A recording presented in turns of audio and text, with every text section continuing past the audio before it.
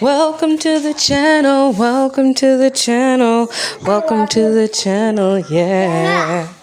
Greetings and salutations on this lovely, hot day. I maybe have 10 minutes because I'm supposed to be in the store shopping. And I left my husband with the gremlins. I just wanted to kind of talk about how my July Noir went. And I'm not going to lie to you because I'm transparent.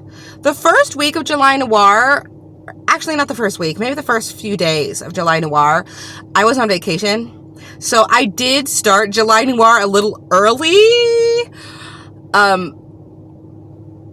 so I could actually get the books in. I am currently in a reading slump, so that's great. Everything I'm starting, I can't get into, and it sucks.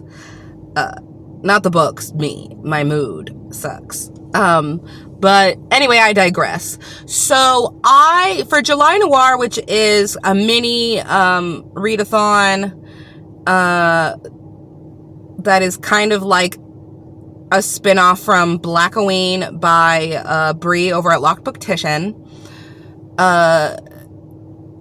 I think it started on the 13th and goes to the 27th, but I'm done. I finished all my prompts. You focus on one location in the mythological place of Tulis Parish, and basically you pick a place on the map, and it has themes and prompts based on which location you pick. So I picked Ruby's Crew, which is focusing on middle grade and YA crime fiction by Black authors. And there are prompts that go along with that. And let me just give you the rundown. I read 6 books for 6 prompts. Well, one of them is a free space, and a lot of the books that I read kind of overlap with a lot of the prompts, so take with that as you will. First prompt that I fulfilled was root work, and I read a book called Hoodoo, which out of all of the middle grade that I read, this one was like the most scary. It follows a character called Hoodoo, and he's just minding his own business one day, and then this like creepy dude just comes and talks to him and says, "Give me your hand," speaks to him in tongues, and he's kind of like, Bobby Hill, that's my purse, I don't know you, kind of deal. And so basically he has to stop this demon from taking his hand, because if he gets his hand, then he can like take over the world and kill everyone. He does like possess people. This one was actually really creepy because the beginning of the book, like, homeboy is just hearing screams, and the demon digs up the graveyard, and so he's basically trying to figure out all this stuff because the grown-ups decided not to tell him anything like grown-ups will do, because they think that children can't handle stuff. That's a theme in a lot of the middle grade books that I read, where a lot of this could have been solved if the adults had actually communicated with the kids. Like, the kids wouldn't be in that much trouble. They could have gotten help. But anyway, so Hoodoo, I think it's by Ronald L. Smith, and it was actually really good. I got a good creepy factor. I didn't get really scared because this is middle grade, but if I were 10, I would have been scared as heck. So I think that one fulfilled, it fulfilled a couple of the prompts: Hoodoo, strong friendships, secrets. But this one, he literally had to do a lot of spell work, which was really cool to see. Of course, the writing is for children, so a lot of it was very, the writing was for middle grade mind, so. But I enjoyed it, because the other 2 that I read weren't super high on, like, the scare factor. So I read Conjure Island by Eden Royce, and this was more of I would say it had hoodoo in it, it had strong friendship in it, it takes place during the summer, which fulfills one of the prompts.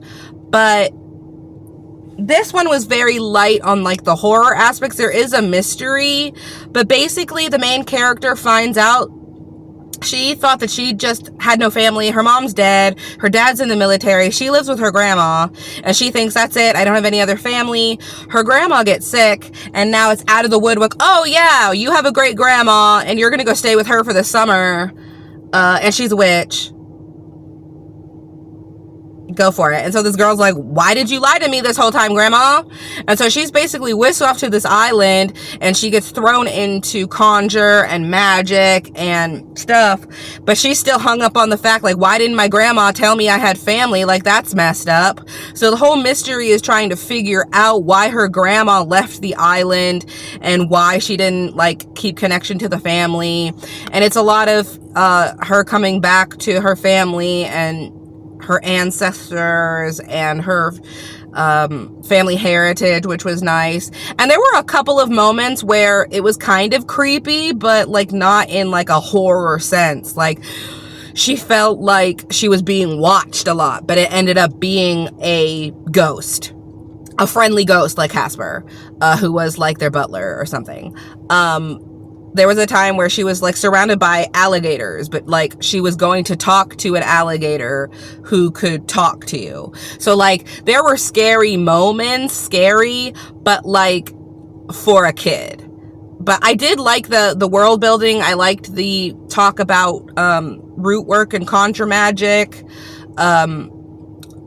Her making a friend, because she had moved around a lot because her dad was in the military, so she didn't have any friends. So she made some friends and connections to her family, and it ended very nicely.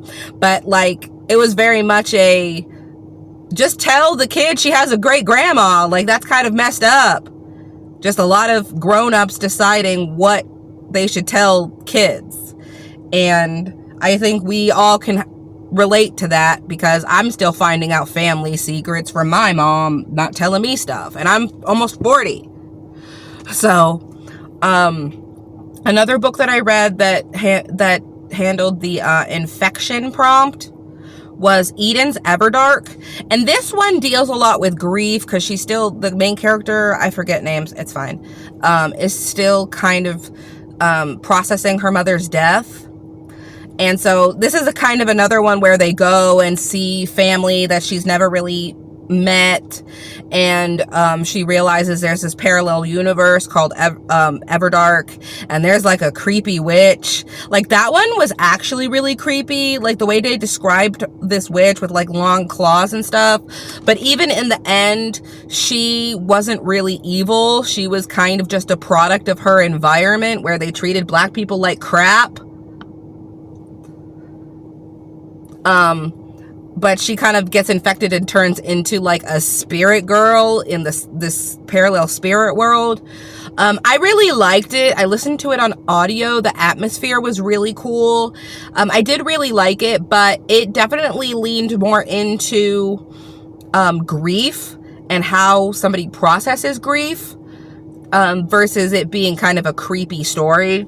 It had kind of elements that were like, oh girl, like that sounds terrifying. And there was like a point in the end, spoiler alerts, where she's like calling on her ancestors, and it made me cry, because she had that connection to her ancestors to come help her out in the spirit world. But it gave me a lot of like whimsical vibes.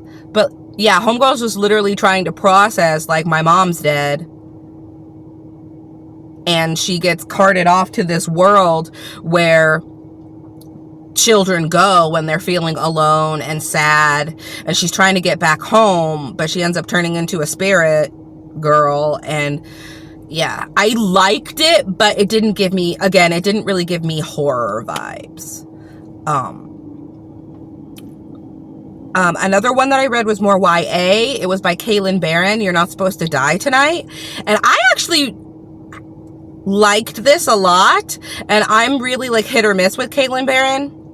But my problem with this, and this is going to be a spoiler alert, so whatever. So this started out really good. It started out like, okay, we're at a camp that's like a final girl camp. It's like a slasher camp where they like act out like Halloween Horror Nights type stuff, where they scare people, they act out a horror movie. And it set it up really like creepy. People are missing. You get those like slasher scream vibes. It's set at a summer camp. Like, it was giving. But then halfway through, it turned into this secret society bullcrap and owl secret societies. And I was kind of like, what is happening? Like, that, I would have much rather it be just some crazy psychopath killing people versus, oh, there's this secret society and we have to sacrifice people to get power and stuff. It just wasn't... I liked it. I enjoyed it. The ending got me, but I just didn't really like where we went with the plot as far as, oh, it's a secret society versus, oh, this is just a slasher, this crazy guy killing people, which is how it was set up. So I was kind of disappointed with that, but I did enjoy it. It definitely gave me like the summerween horror slasher vibes. So I really like that. I also read Where Sleeping Girls Lie, which is... I read another book by this author, Ace of Spades, and it was really good, and I liked it a lot. This one dealt with more misogyny and trigger warning for SA and stuff like that. There are a lot of twists and turns in this one, which I weren't anticipating. It's really slow. It's really long.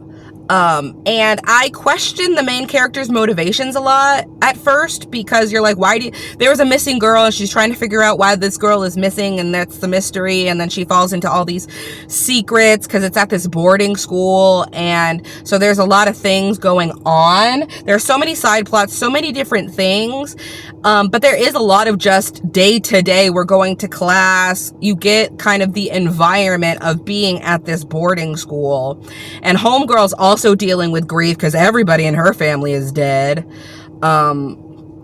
And she's trying to figure out why her roommate went missing, but she literally only knew this girl for a couple of hours, and she goes and does a lot of things trying to find this girl when she only knew her for like a couple of hours, which I thought it was really strange. But like, it all makes sense in the end because, like I said, lots of twists, lots of turns, and I actually like really enjoyed the book, but it was just really long, and it felt long, but like it was long with a purpose, I guess, because it definitely gets you in that kind of dark academia, like kind of eerie feel. So it's like a lot of vibes, not a lot of plot until like the last 20%, but I really liked it. And then I read one more book, which I am blanking on right now.